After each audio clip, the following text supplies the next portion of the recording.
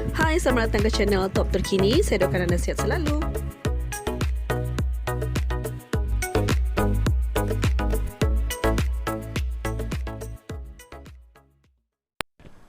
Ada susah senang untuk suami.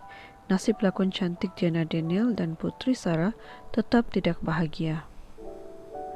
Setiap pasangan yang tidak dapat menyelesaikan konflik pastinya akan memilih untuk berakhir dengan pembubaran perkahwinan. Hal yang demikian terjadi apabila mengetahui bahawa meskipun ujian dalam perkahwinan merupakan lumrah yang perlu dihadapi oleh pasangan suami dan isteri, namun tidak semua individu sanggup menempuh segala macam dugaan yang ditimpahnya. Kadang-kala setelah pelbagai cara dilakukan oleh salah seorang pasangan, meskipun kedua-duanya sekali untuk memperbaiki sebuah hubungan cinta suami isteri, namun pada akhirnya perlu menerima takdirnya jika jodoh itu tidak berpanjangan dan perpisahan merupakan jalan terbaik.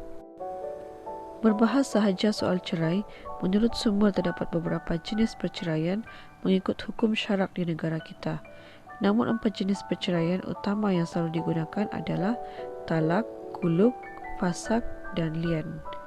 Baru-baru ini isu perceraian ini telah menjadi topik hangat yang diperkatakan oleh warganet setelah satu persatu kebelut rumah tangga selebriti-selebriti terkenal tanah air menggegarkan hiburan tempatan.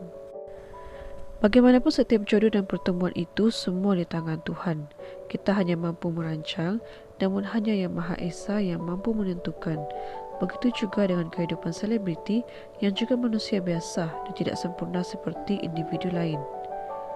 Meskipun pasangan pelakon seperti Diana Daniel dan suaminya Farid Kamil serta Syamsul Yusuf dan istrinya yang juga pelakon jelita Putri Sarah ini pada zahirnya terlihat begitu bahagia menerusi media sosial, namun baru-baru ini kedua-dua pasangan sensasi ini dikejutkan dengan kemelut rumah tangga yang pada akhirnya memilih untuk memfailkan perceraian. Terdahulu memetik sumber berita harian, Diana Daniel berpendapat tindakan rakan baiknya yang juga pelakon Putri Sarah Liana memfailkan permohonan cerai mempunyai sebab tersendiri.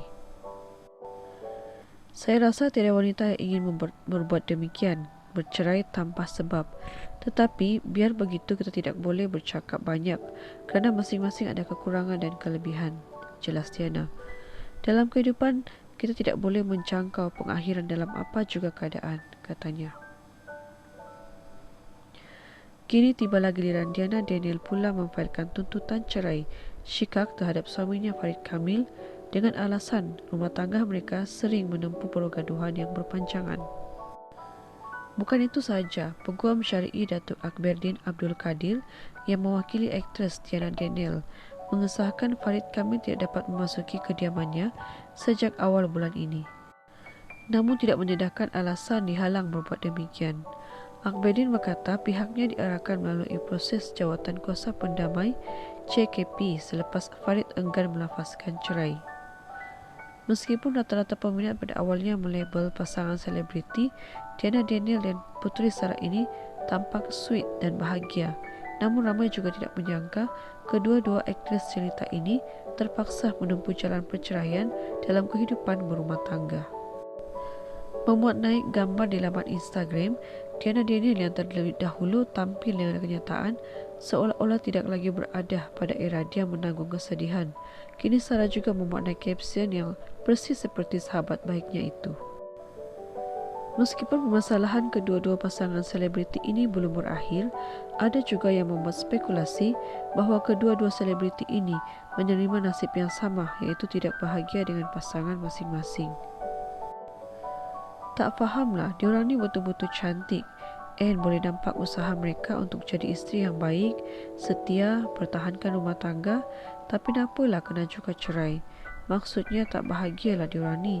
Yelah, jodoh tu rahsia, keluh netizen. Rata-rata netizen memuji aktris-aktris berkenaan dahulunya tampak tabah dalam mengharungi cabaran berumah tangga serta menyifatkan mereka tetap setia dengan suami masing-masing serta telah melakukan yang terbaik untuk rumah tangga mereka. Bagaimanapun, Murai berharap kedua-dua aktris kesayangan ramai ini menemui jalan penyelesaian yang terbaik serta bahagia di akhir cerita. Terima kasih sudah like, comment and subscribe.